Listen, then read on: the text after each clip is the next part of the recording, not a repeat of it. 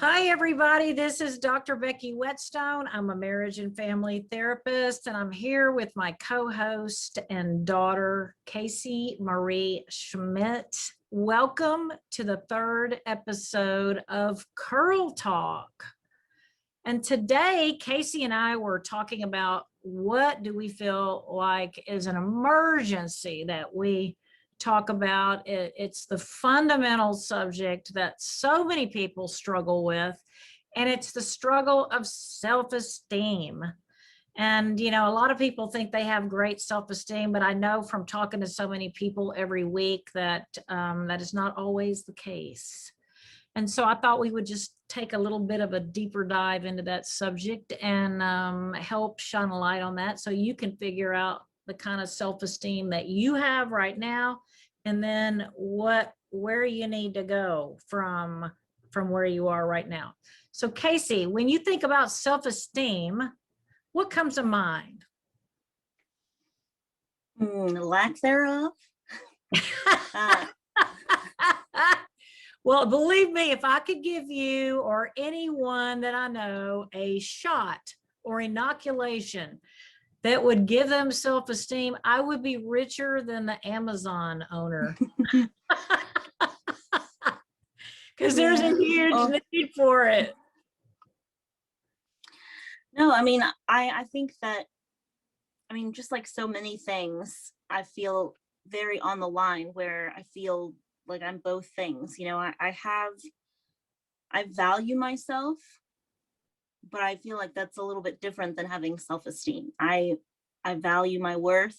I value the things that I have, things that I am, but esteem, which is more of a pride thing to me, I feel like I lack a little bit. And so, I have. What do you mean pride?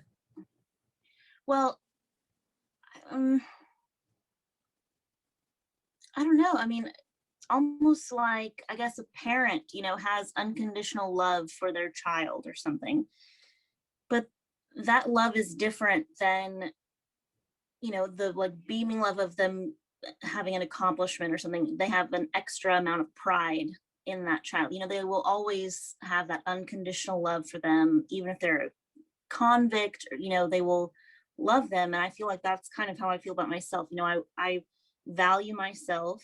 I love myself, but that beaming pride that, a parent might have if their child was, an Oscar winner or a hero or something like that, that part I don't have. And so it's very on the line where I don't feel like I'm in a dangerous state where, I can't go on because I think that I'm a piece of shit.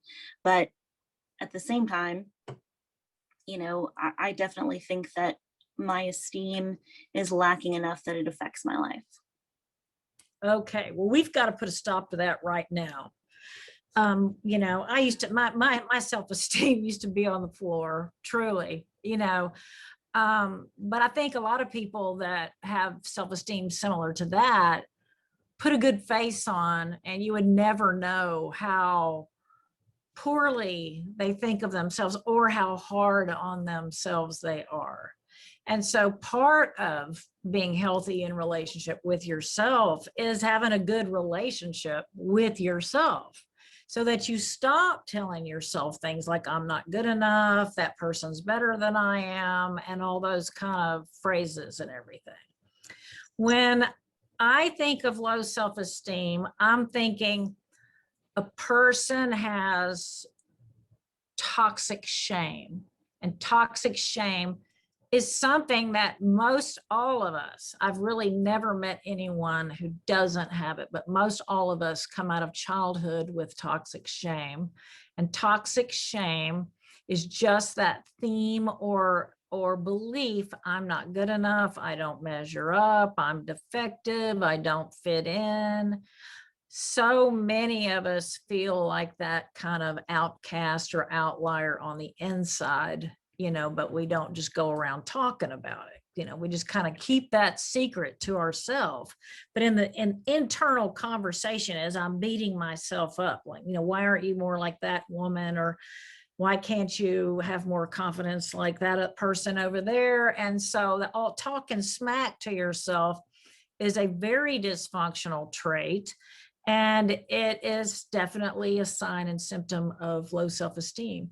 So if any of you who are watching this video realize that at some point in your life you took on toxic shame and decided you weren't good enough, or you were defective, or there's something wrong with you, then, you know, that's probably something that's still with you and affects you on a daily basis. And that's the low self-esteem.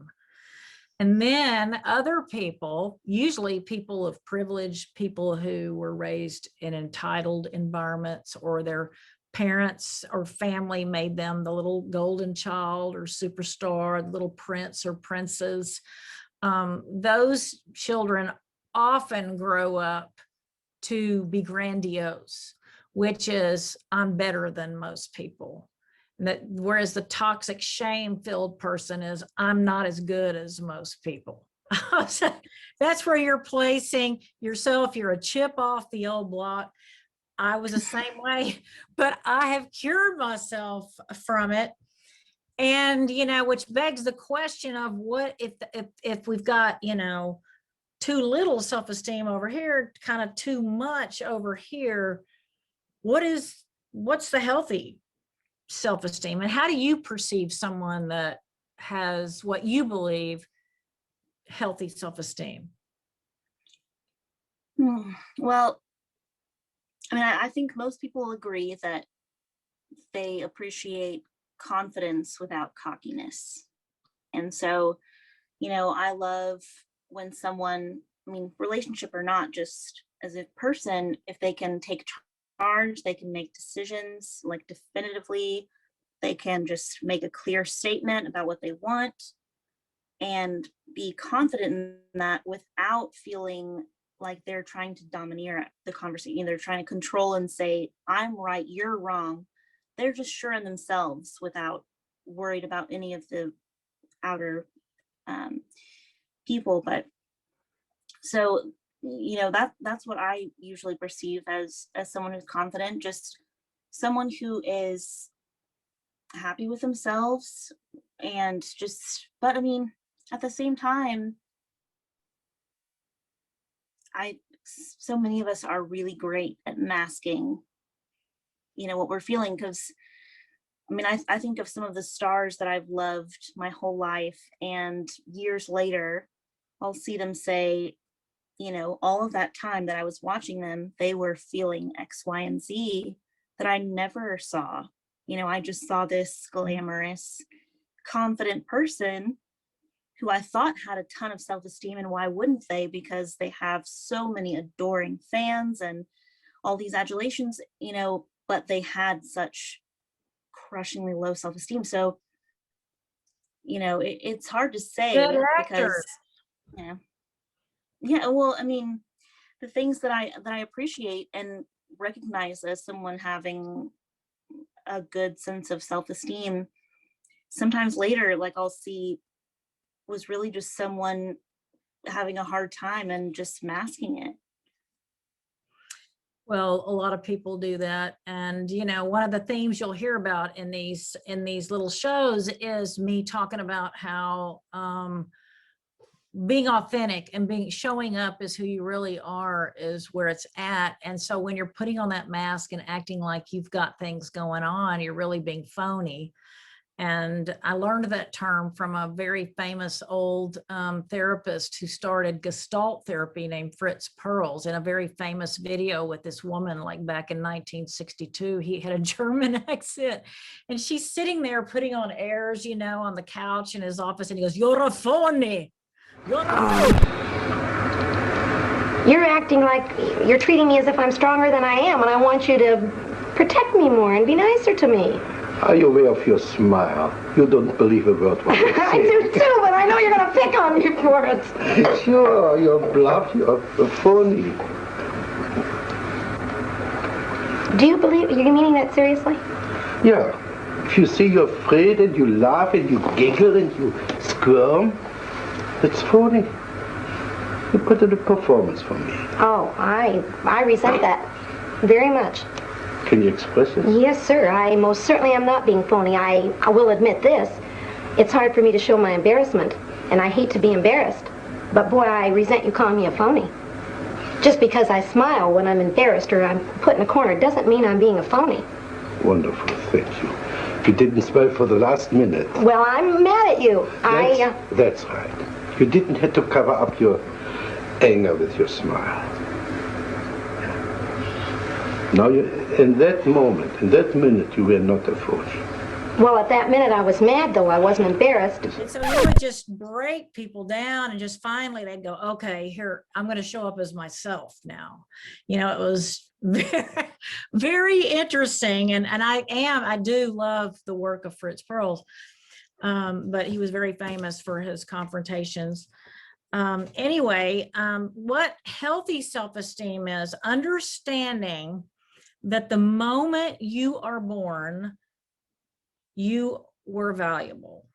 Every human being, no matter where in the world they are or what circumstances they are born into, they are valuable and they never lose their value. And every human being's value is equal. No matter what you look like, no matter how much money you have, no matter how much education you have, no matter how fast you can run, no matter. So as the example I give to my clients lots of times is Paul McCartney, the Beatle, for those of you who may not know who he is. Yeah, if you don't know, then everybody was. But he and I are of equal value. Now he has different talents and gifts than I have, and he has more money than I have. But that is not how self-esteem is measured. Self-esteem is we are human beings and our value is inherent in being that. And when I am looking at myself and saying, like I remember I met Bo Derek one time, you know, and her hips were this wide and we were going to stand next to each other for a photograph. And I'm like, I felt, you know, like I was just like, no. I'm not standing next to this woman, you know. In those moments, I'm in a toxic shame moment, you know, where I'm going like, I don't want to be compared to her. I don't want to stand next to her, you know, because it was just like not comparable. So that's when I was in a bad moment, but I can pull myself back up from it in a minute or two after that and go, you know what, Becky, that was ridiculous. You know, you are of equal value as Bo Derek. Just because she's a miniature person, you know, you're an average size person. There's nothing wrong with you and there's nothing wrong with her. You're both enough. So that's the question, is like, are you enough? And most of us, I mean, all of us really are enough. And even if you watch those Dr. Phil shows where they have like the 40-year-old mooches and the people still living at home with their parents and they won't work and stuff, even those people are as valuable as I am and as are you. So that is what I want you to I don't know how many people you're going to be able to get on board with that. Well, here's the thing is, I've told my clients, you know, I can be toxic, shame-filled in 1 second and 5 seconds later, I'm being grandiose. Grandiose is that better than looking down your nose and contempt at other people. Toxic shame, looking down in contempt at yourself. I can be looking in the mirror going, gee, Becky, you sure are getting a lot of wrinkles. That's where I'm beating myself up. But then I'll look out the window and go, look at that loser over there. So when I'm in my toxic shame moments, I have to learn to lift myself up to the human being level. And in those moments where I'm looking down my nose in contempt at my fellow man, I need to tell myself, who the heck do you think you are? You know, you need to come back down to the human being level where we all are. So self-esteem, though, is not gained through hard work or achievement. And a lot of people base their self-esteem on how successful they are, how much they weigh, how beautiful they are. those kinds of things. And that is a recipe for disaster, because you're making how you feel about yourself depending on certain things to be true in your life. And so it's very important. Like when you go to the hospital, I don't think they do this anymore, but you used to could go to the hospital and see all the babies laying in there behind the glass that had just been born. Have you ever seen that? Don't worry, you'll know in 8 months. I'm just kidding. You're gonna give Mama a heart attack on Carl Talk. We'll make the national news. Oh, I just dropped it.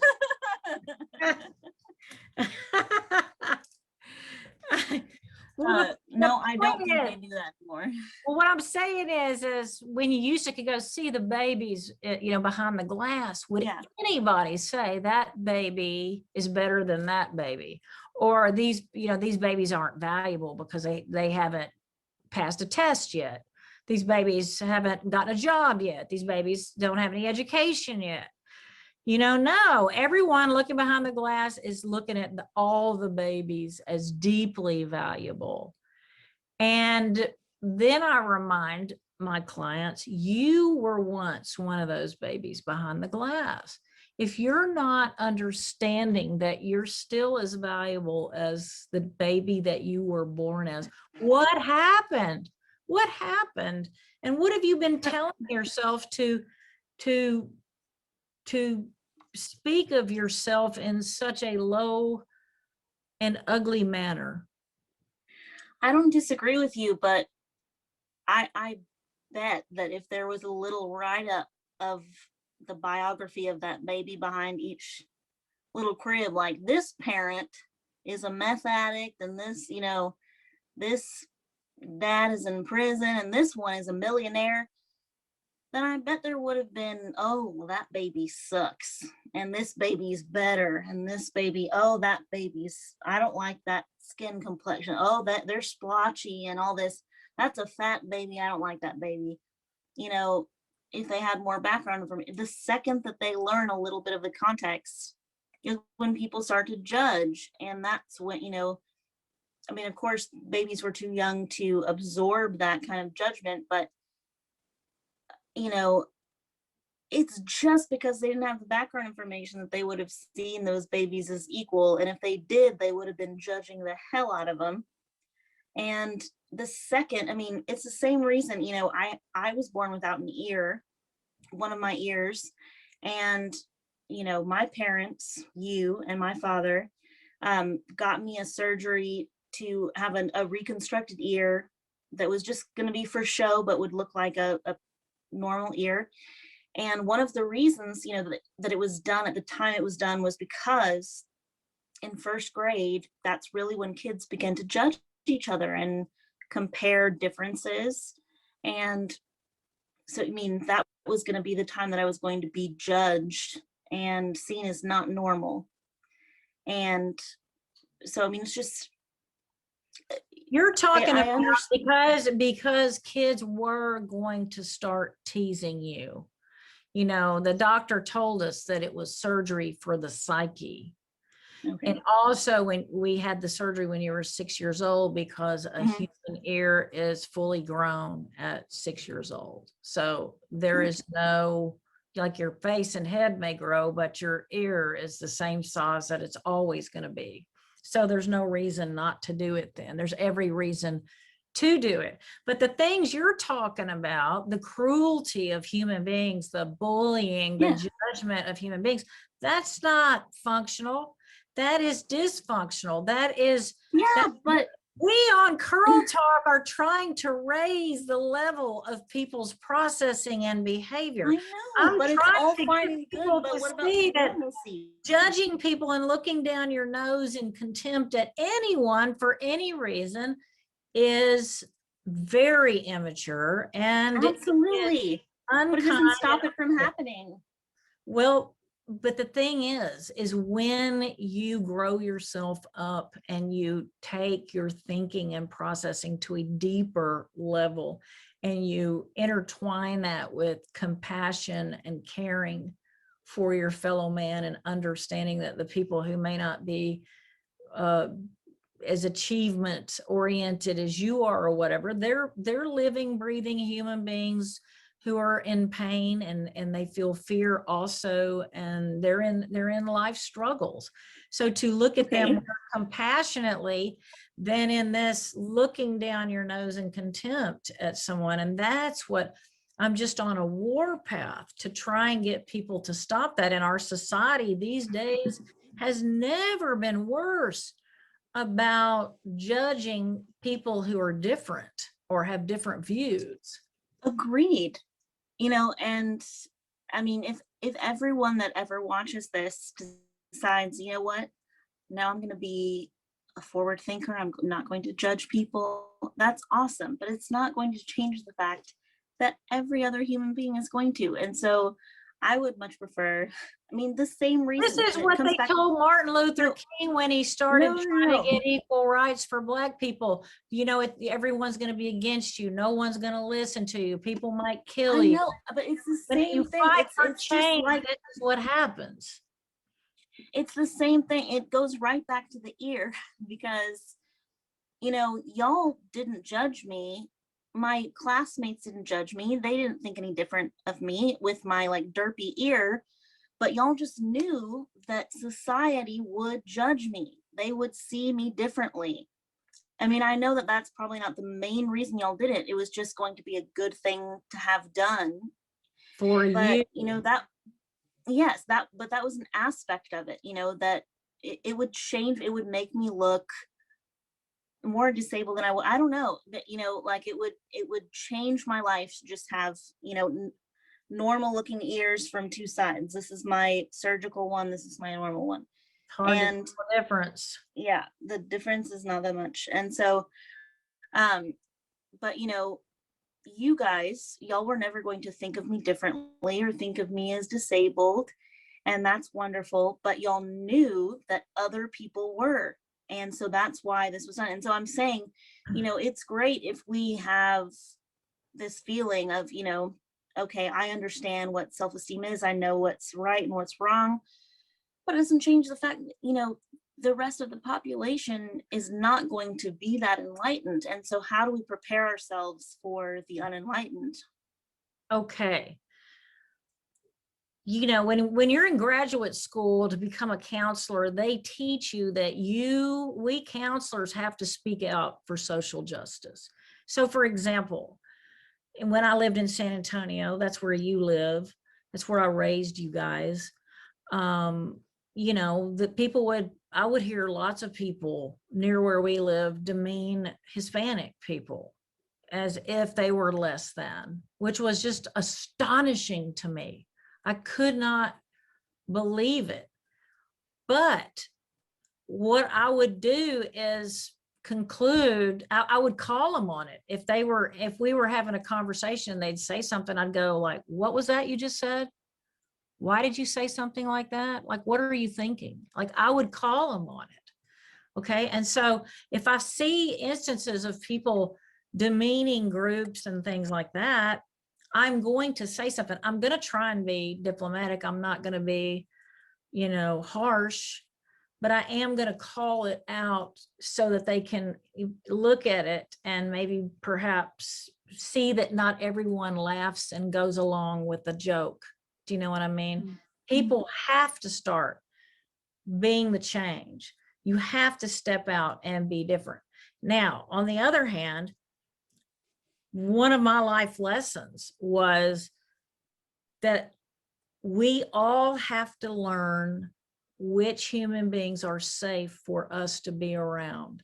If someone is going to come up to you and tease you about your ear, and I know it when you're a child, that whole culture is weird, but let's just say as adults, you know, women in the workplace judge and men in the workplace judge, and they look down their nose in contempt at people and stuff like, well, those are not going to be my friends. I am going to distance myself from those people. I am not going to let them into my world. So I'm going to keep them out by setting boundaries over here. And then I am going to allow the people that are kind and compassionate and don't demean their fellow man, those are going to be the people that I'm going to keep within my swirl. Now, I've learned over the years that there's not that many people that have kind and loving and compassionate hearts. There's a lot of harshness and judgment and negativity in our culture. I'm going to speak out about it, but I'm not going to let those people in my world. That's kind of all I can do right now. And then like right now in this little show, you know, we're speaking out about it. We're saying it's unacceptable. You know, yes, but if you're going to demean me, I'm going to get away from you. I'm not going to lower myself to your level and demean you back. I'm just going to go, thanks for your opinion, and I'm going to walk away, and that's it. We're done.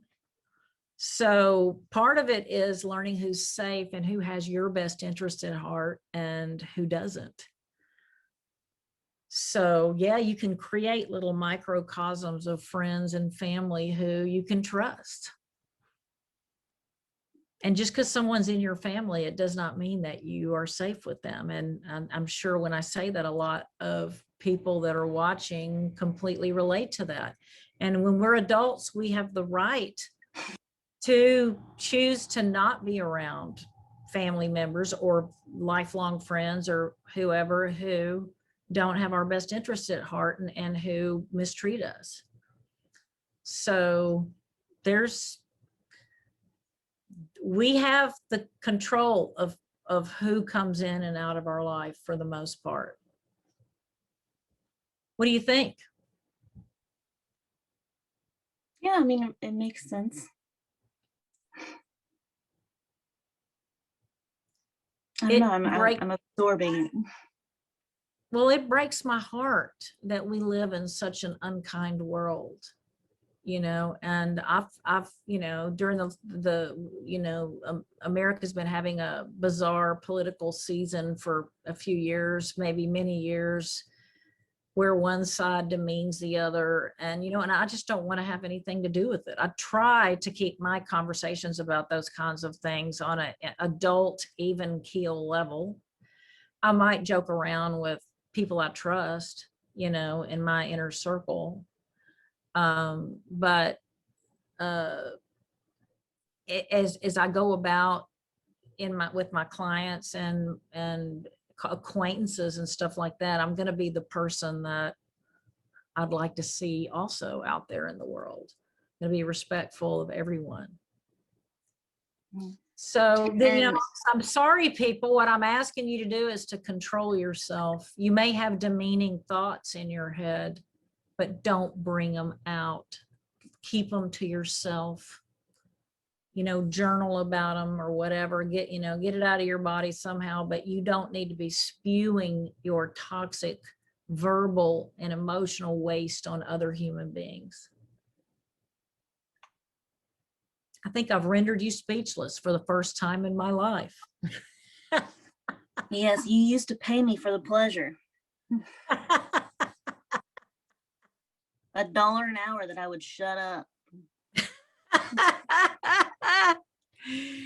Yeah, well, when you were little, I called you the flapper because you would just, that mouth would be just going like this, and you would be. I had a lot to say. You would go into so much detail about things that you did or whatever, and I concluded years later that you would make a great novelist with all of that detail. Because I'm like, let's get to the point. Let's get to the point. Oh yeah, no, that habit hasn't died. And my dad likes to stop me like in the middle of a story and say, like, wait a minute, you're giving me War and Peace. I want Reader's Digest. Well, I must say that is being considerate to your fellow man, is to kind of put yourself in their shoes, because we don't want to hear them. I put my red shoes on, and then I forgot my pink socks, and then I walked and I put my hand on the doorknob, and then I turned it, and we're like, ah. I don't know what it is. I can't, I mean, it's just how I am. I'm a detail-oriented person. Well, put it to productive use and write a novel And maybe your novel could be about a mother-daughter self-help show. called Yes, a Girl daughter murders her mother. And Well, guess what, Casey? It's time again for us to wrap up. And I love the subject of self-esteem, and I'm sure we'll be talking about it many, many times in the future. But mainly what I want to say to everyone out there is make peace with yourself, especially yourself. Stop talking smack to yourself. Find that kind and compassionate voice that we all have within us, and let her or him be the one that coaches you and talks to you. That's kind of like the most loving parent that most of us didn't have. Casey had that, but most people didn't. Truly find that loving voice and let that be the one that talks to you about you. Is there anything else you'd like to say before we wrap up today, Casey? I don't think so. Just thanks to everyone for tuning in, and we'll see you next week. And thank you for being here, Casey. You make the conversation so much better, and I really appreciate it. Of course. Thank you all for joining us. Please email us. Tell us what you think. Tell us what you want us to talk about. Tell us if you want to be on the show, or you know of a guest who might like to be on our show, who could teach us and enhance the conversation about understanding and having healthier relationships. Thank you so much for joining us on Curl Talk today.